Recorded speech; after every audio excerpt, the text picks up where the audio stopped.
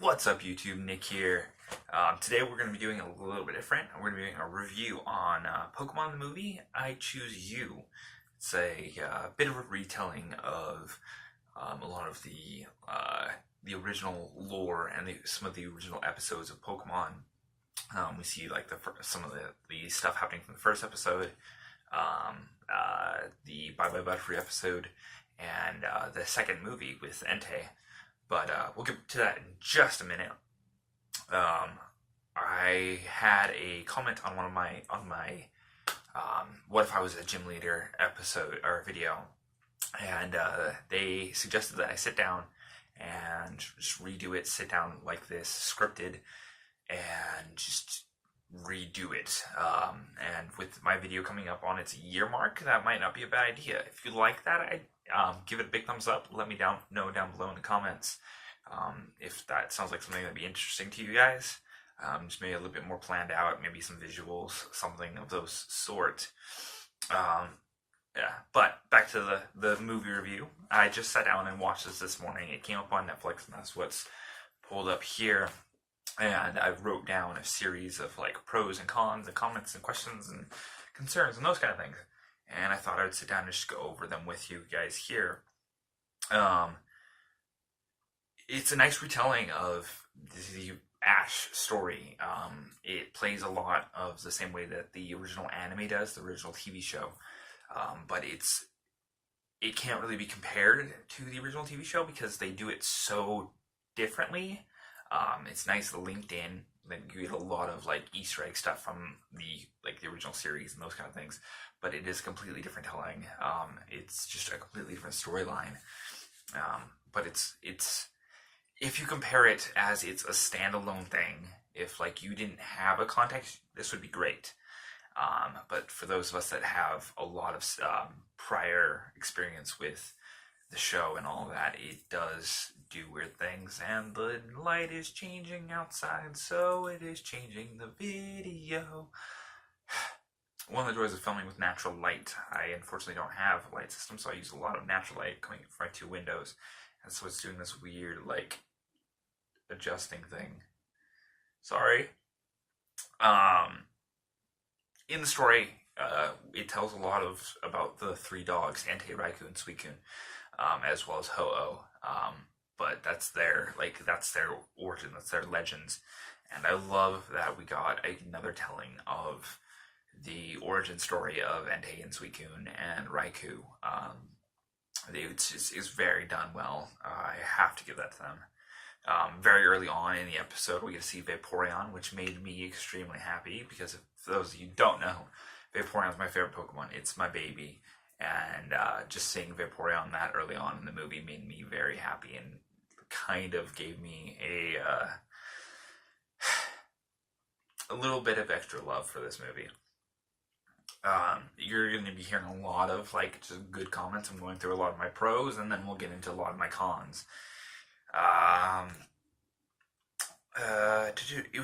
It's beautifully made. All of like the battle scenes are beautifully made. Like that's the opening shot right there. Like we're about to go into the Coliseum of like the original intro, but that's just gorgeous. It's done beautifully. The animation is very well done. It's very well put together. The companions are two new companions, and they very much fill the Brock and Misty roles of the past that Ash usually ends up traveling with. They're very good characters. We get very little time with them, but we get also like a lot of backstory and a lot of like reasons for their character. They're not just like dry, diluted characters. We actually have a lot of like hearty content with them, and that is, for such a short movie, and how much they throw in is actually very well like commendable for them. They gave us a lot to work with, not only with Ash's character, but the two companions and the rival. The rival, his name's Cross. He's the Gary Oak stand-in for this movie, and Cross he's the main rival for Ash, and how he gets his Charmander, like how Ash gets the Charmander in the show, and yada yada yada. But Cross, even he has character growth. He sees his error in his ways, and by the end of the movie, changes them. And like just seeing that in such a short movie and such a kids movie is super cool. Um, in here, we don't see just like the original 151 that are in like the anime and some of the first movies. We get literally everything from the beginning trio, the starter trio, all the way through into the Alolan, the Sun and Moon series now. We see literally all the Pokemon, and it is super cool to have them all together in one world. It kind of messes with things, as like I said, if you're going from a canonical standpoint of the old series and those kind of things, but it's super cool to see it just like all together, the way that we would imagine the Pokemon world to be, because there's not just like this continent has these Pokemon and that continent has those Pokemon. Pokemon travel, people bring them across, those kind of things, and it was super cool to see a lot of different Pokemon in one place. It was super cool to see. Another thing that they kept pretty well true to the old Pokemon, as far as the show and those things, is Ash is still stupid.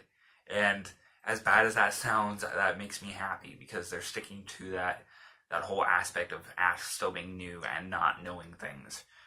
He still doesn't fully know how to battle his Pokemon, and he still doesn't know, some of the basics. And he was late to Professor Oak's lab, and it's nice to see them keep up with that. In going back to the companions, like I said, we have some backstory. The female counterpart, I can't remember her name off the bat. Like I said, I just watched it this morning. I haven't done a lot of digging. She has conflicts with her mom and those kind of things. And the male counterpart, the Brock counterpart, he even gets this super sad flashback with his Luxray. I almost cried. We get so much character development. One thing that they did come back to and keep up with is in the TV show. I don't remember exactly what episode it was, but it was Bye Bye Butterfree. Ash's Caterpie ends up evolving to a Butterfree and then goes off to migrate with other Butterfree, and they redid that, and it holds a lot of the same emotion. It's set up a little bit differently, but a lot of that same raw emotion is still there, and it was cool to see that come back. That's going to do it for my pros. We're going to get into some cons, and then we have a couple little bullet points to address at the end. Very early on in the movie, we see, like I said, the Vaporeon come in. It's another trainer that comes in, and his Vaporeon's very hurt because he just tried to take on Entei. And Nurse Joy, everyone rushes out, and Nurse Joy does nothing to stop them. She, out of anybody, should know enough to, tell these children with very basic Pokemon not to go after a legendary, and yet she just lets them go. I figure, that was one kind of... It's one minor thing, but it's something that I saw and something I felt I needed to nitpick at. I have very little as far as in the way of nitpicking this movie, but that was just one of them. Gyms out of order. Like I said, if you're basing this solely off of just this and nothing from the past, the gyms are done out of order. We see in the anime and the movies and those kind of things, and video games. Red and Blue and Yellow. You fight Misty and then Brock and then Erica, or Surge and then Erica. Anyway, but there's that order to the gyms, and only one we see getting fought in here is Erica as his first battle in a gym, and we don't see Brock. We don't see any other gyms. And that's just something I felt needed nitpicked at. But like I said, solely as just this movie, it works. As a extension of the Pokeverse, it doesn't.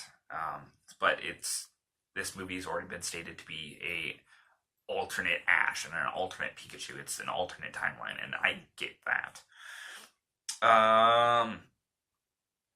Team Rocket really does nothing in like all the rest of the TV shows and the movies. They either like somewhat foil things for the main protagonist Ash and his gang, or in like a lot of the movies, Team Rocket ends up being like an anti-hero.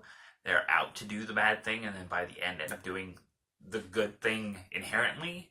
I'd call it that, like an anti-hero or an anti-villain. But in this one, they literally do nothing. They show up like 3 times, blast away twice, and then just follow the gang. They literally do nothing. Like, I almost rather them been left out of the movie altogether because they did nothing. And yeah, it's one of those things that bothers me a little bit.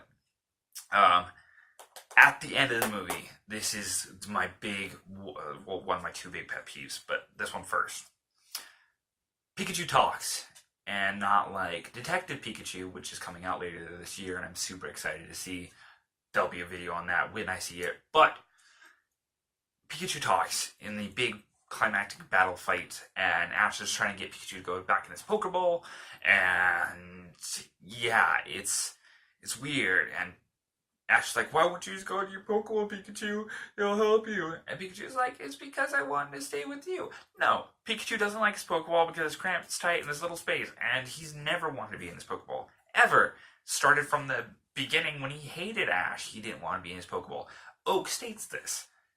And it's one of those things that pisses me off because it's A, Pikachu's talking, which was weird as hell. And B, it doesn't even fit the storyline. Just after that point, my other pet peeve about this movie, Ash he dies, which they do in Pokemon the first movie, Mew vs. Mewtwo. They're trying to recreate that big climactic fight scene. Ash dies, and then the Pokemon cry and bring him back, and da-da-da. But this one does it weird. Ash dies in the big climactic fight. He turns into this weird sparkly mist, kind of resembling the snap, Thanos snap, and he kind of just dematerializes. It's very weird, and Pikachu freaks out and has this big, powerful, awe-inspiring build-up, and it adds a little. Pikachu's reaction adds a lot to it, and it's very good and all that. But unlike in Pokemon the first movie, he's there. Ash turns to stone, and then the Pokemon's tears bring him back from being to stone. This one, he like dematerializes, goes to like the afterlife, and then Pikachu's love, I guess, opens a portal, and he just materializes out of it. I don't know. I call bullshit on it. I didn't like it, and yeah.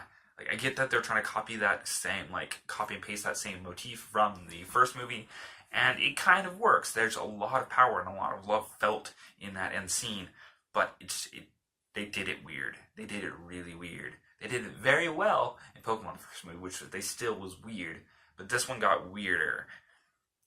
And yeah, I don't know.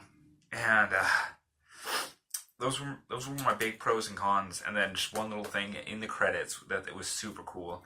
They showed all of the old companions. We saw Brock, Misty, Tracy, Dawn, May, Silent.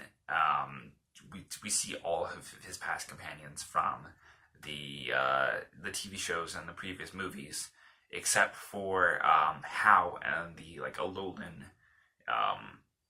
companions, because I think this came out for the anime really got going. But yeah, those weren't in there. And then after that, with the credits, their Pokeballs just come like scrolling up. And what's really cool is after all the Pokeballs go by, a little Voltorb turns around and it sees his face and he like smiles and it goes away. I just thought that was a super cool little Easter egg that they threw in at the end of the credits. Things that, people don't generally pay attention to. You have to see all the companions with the credits and then all the Pokeball things floating up. Anyway, that's my thoughts on Pokemon I Choose You. If you guys like this style of video, me reviewing movies, let me know down below. Leave a comment down below. Give this video a big thumbs up or a thumbs down, depending on if you liked it or not. I may end up doing more videos and maybe some more movie reviews. Until next time, guys, I will catch you later.